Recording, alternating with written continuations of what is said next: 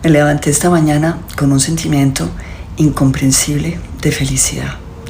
Incomprensible porque hago parte de la selecta y gloriosa lista de los quemados de estas elecciones. Comparto ese honor con personas cuya derrota esperaba, como la de Roy Barreras, como la de la proxeneta hortera Sandra Ramírez y la extinción de su nefasto Partido Comunes.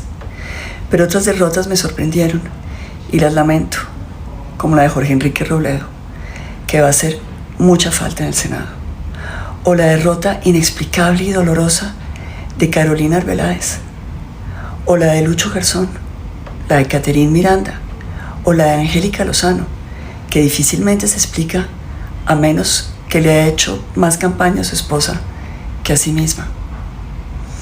Hay otros quemados que me dejan atónita, como el cabeza de lista Cambio Radical, Mottoa, o Lina María Garrido, que la sentía muy aguerrida e imbatible, o la de María Paz Gaviria, hija del expresidente César Gaviria, que pensé contaba con votos seguros. Sin embargo, en esta lista de gloriosos quemados hacen falta otros más difíciles de detectar, pero no por ello menos heridos. El primer herido que debería encabezar esta lista es, a pesar de todo lo que se dice, el presidente Gustavo Petro. No lo digo con ánimo polémico, simplemente invito a esta reflexión. Pese a la campaña de sabotaje del presidente Petro en contra del registrador y de la registraduría, Colombia sí tuvo elecciones y los resultados le dieron al pacto histórico 5 curules adicionales que no ha impugnado. El pacto histórico en la oposición, sin un solo puesto en el gobierno, sacó 20 senadores. El pacto histórico, después de 4 años de gobierno, sacó 5 curules más. Es decir, con los miles de millones que se robaron, con una burocracia obesa, inflada de cientos de miles de empleados que vinieron a engrosar todos los ministerios y todas las entidades públicas, con todas las contrataciones que sirvieron para fidelizar cientos de miles de ciudadanos, ellos secuestrados por la pobreza, y con, muy grave para nuestra democracia, los fusiles de guerrillas y narcos obligando a los ciudadanos en los territorios a votar sí o sí por los candidatos de Petro. Con todo esto, el pacto histórico sacó solo 5 curules más que en el 2022, para un gran total de 4.400.000 votos, es decir, 1.700.000 votos más que hace 4 años. Ahora, eso ciertamente lo consolida como el primer partido en el Congreso. Sin embargo, en realidad no amplió la base de izquierda, sino que la reagrupó. Primero porque las 5 curules de las FARC, afines a Petro, desaparecieron del panorama político. Segundo, porque el pacto se llevó los votos que perdió la Alianza Verde, es decir, unos 500.000 votos. Esos votos se fueron hacia el pacto, bueno, con algunos quemados notorios en el verde petrista como Inti Asprilla, pero al final de cuentas, entre 2022 y 2026, a pesar de toda la plata que se le inyectó al pacto histórico, con lo cual hubieran debido sacar por lo menos las 35 curules que anunciaron, entre las curules perdidas de las FARC y las curules perdidas por la Alianza Verde, pues la izquierda quedó prácticamente en tablas. En conclusión, los votos de Cepeda tienen una base de 4.400.000 y a eso podría sumársele, en alguna medida, aunque sea comparar peras con manzanas, porque muchos de los votos son votos prestados de los partidos tradicionales, de las maquinarias, la votación de la consulta de Claudia López, que podría sumarle de sus 574.000 votos unos, digamos, 200.000 votos nuevos al pacto histórico que le llegarían, digamos, del centro izquierda. Ahora, con un análisis similar, la consulta de Roy Barreras con 550.000 votos podría sumarle otros 200.000 votos nuevos a la fuerza del petrismo. Ahora, eso obviamente siendo generosos, porque muchos son, como ya dije, prestados de los senadores que salieron al Senado por partidos tradicionales y que apoyaron la consulta de Roy Barreras o de Claudia López. Ahora, esos mismos senadores, o sus votos, digamos, no tendrían el mismo comportamiento frente al pacto histórico si este deja de ser partido de gobierno o si se proyecta que va a salir derrotado. Con lo cual uno podría afirmar que el pacto histórico cuenta en este momento con 5 millones de votos mal contados, que le serían propios o afines. Y este resultado frente a la gran consulta por Colombia, que sacó 5.800.000 votos, yo creo que muestra el fenómeno del reacomodamiento político que se está dando en Colombia. Mejor dicho, los analistas están hablando de una gran polarización entre izquierda y derecha. Yo pienso que el fenómeno revelador del 8 de marzo es la consolidación de un centro que le gana a los extremos. Y esto es un fenómeno muy nuevo para Colombia.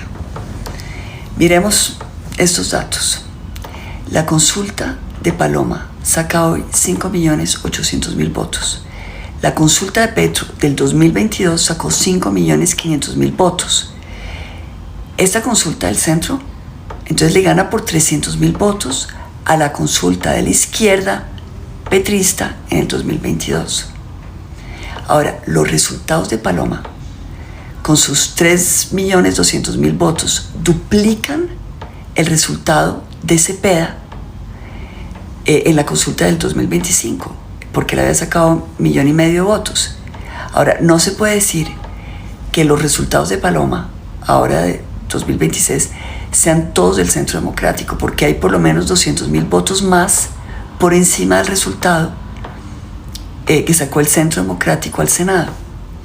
Y estos votos, pues, no sabemos de dónde salen, salvo que son todos solo de Paloma.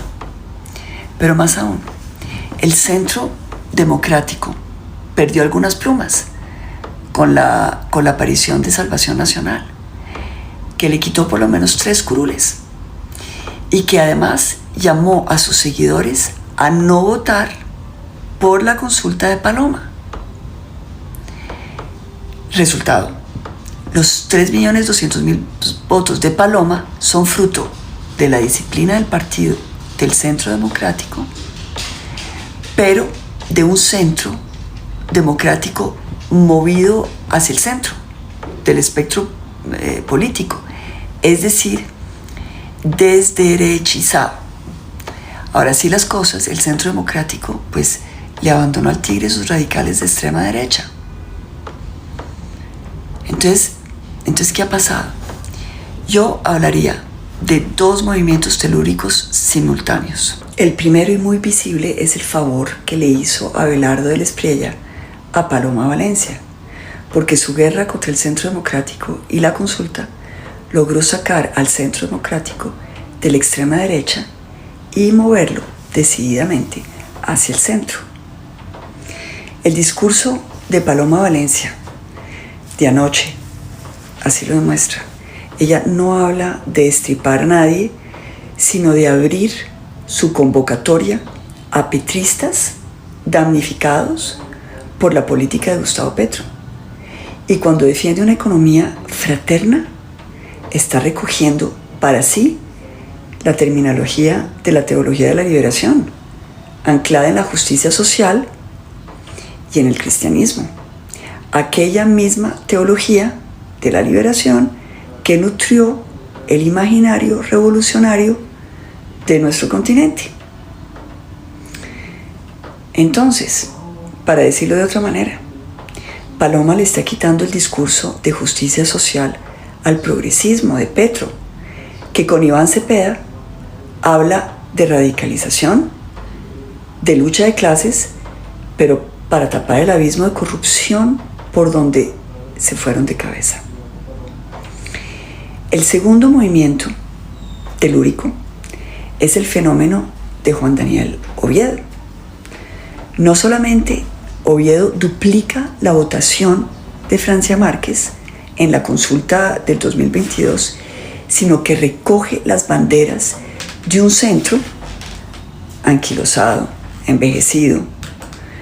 Sí, porque con su discurso lleno de humor y de irreverencia, pues Oviedo volvió atractivo el centro, y sobre todo para los jóvenes, cosa que no había logrado hacer Sergio Fajardo. Y es que junto a Oviedo, Sergio Fajardo parece como provenir del pasado, pero hay más. Esta reflexión lleva a plantear otro gran damnificado de estas elecciones. Y estoy hablando no del estancamiento de la extrema izquierda, sino del estancamiento de la extrema derecha. Porque yo creo que Abelardo cometió un gran error, el de haberse dejado contar. Porque los resultados de Salvación Nacional sí son extraordinarios para Enrique Gómez, porque logra pasar el umbral y meter tres senadores bajo el logo del tigre. Pero esa victoria extraordinaria de Salvación Nacional es una derrota para Abelardo del Espriella, porque con una bancada de 3 senadores, el tigre no va a ningún Pereira. Y se pretendía que el 8 de marzo fuera un plebiscito a su favor, pues Abelardo se equivocó, porque no solo la bancada de Salvación Nacional, en vez de crecerlo, lo disminuye, sino que perdió como líder, incapaz de lograr que se atendiera su consigna de no votar la consulta. Al contrario, la consulta fue un tsunami a favor del centro. Y como si fuera poco, los que anunciaron su respaldo al tigre, pues se quemaron. El partido Creemos de Fico, con alcaldía, con gobernación para empujar, no pasó el umbral. En Cambio Radical, tanto Motoa, cabeza de lista de la alianza Cambio Radical y Alma, quien había sacado vallas con fotos de Germán Vargas, de Abelardo y del mismo candidato, pues también se quemó. Y la muy aguerrida Lina María Garrido, que todos dábamos por elegida y que le declaró su compromiso al tigre, también se quemó, con un factor adicional. Y es que Abelardo no solo empujó a Paloma hacia el centro, y le hizo un gran favor, sino que creó el fenómeno del centro, con Oviedo, porque con su burla maldadosa, pues desató una solidaridad que consolidó a la gran consulta, como ese espacio de unión que querían los colombianos. Hoy más que nunca queda claro que Abelardo del Espriella no podrá ser quien enfrente y le gane las elecciones a Cepeda, porque al jugar a la división contra el Centro Democrático, el tigre le mordió la mano a quien le daba de comer, pero más aún, al atacar a Oviedo, se derechizó al extremo y se alienó definitivamente al centro político, que adicionalmente nunca lo había estimado mucho. Y si la fórmula ganadora para derrotar a Cepeda y al petrismo es la unión de Abelardo hasta Fajardo, la única que hoy tiene la llave maestra para lograrlo es Paloma Valencia.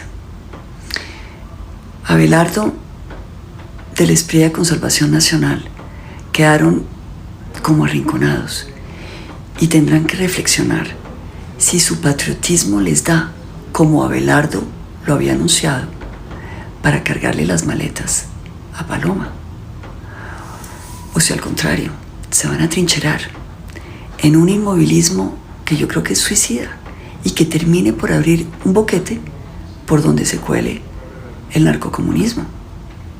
Y la situación, en verdad, llama a la reflexión, porque haciendo cuentas, es claro que podemos derrotar al petrismo.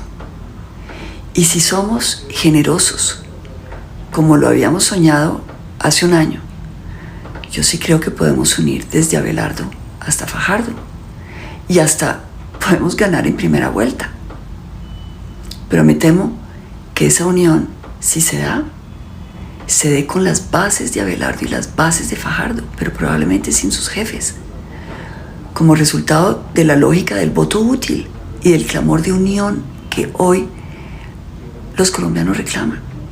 Para salvar a Colombia se necesita la unión que ya empezó a consolidarse en la gran consulta. Con esa luz al final del túnel, los colombianos son los que tienen que moverse y hacerlo rápidamente, para demostrar que hay más ciudadanía que ambiciones personalistas.